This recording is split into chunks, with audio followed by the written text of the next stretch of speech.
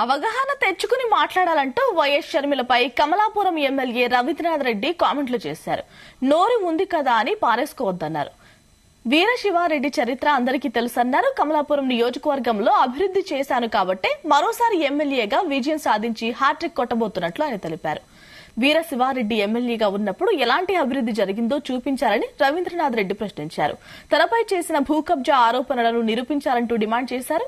రానున్న ఎన్నికల్లో టీడీపీకి 0 సీట్లు వస్తాయని, వైసీపీకి 175 సీట్లు కైవసం చేసుకుంటుందంటూ ధీమా వ్యక్తం చేశారు. తెలిసిన విషయమే, రాజశేఖర రెడ్డి గారు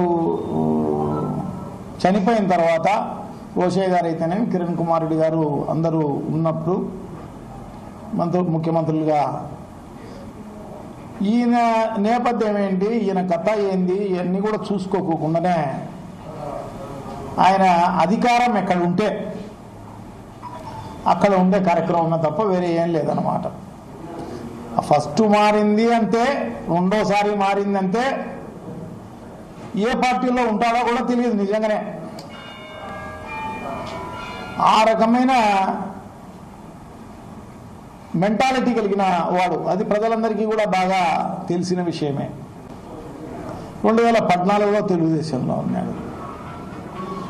మరి వైఎస్ఆర్ కాంగ్రెస్ పార్టీ అధికారంలోకి రాగానే వైఎస్ఆర్ కాంగ్రెస్ పార్టీకి సింపథైజర్గా ఈ పార్టీలో చేరాలని ప్రయత్నం చేసి ఆ సింపథైజర్గా అట్లాగే ఉండి,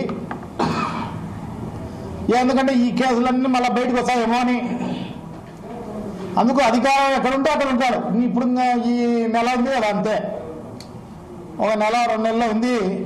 అందుకోసమే ఇప్పుడు మొన్న పోయి తెలుగుదేశం పార్టీలో చేరడం జరిగింది అన్నమాట. సో వీరశివారెడ్డి గారి చరిత్ర అందరికీ తెలిసిన విషయమే. రాజశేఖర రెడ్డి గారు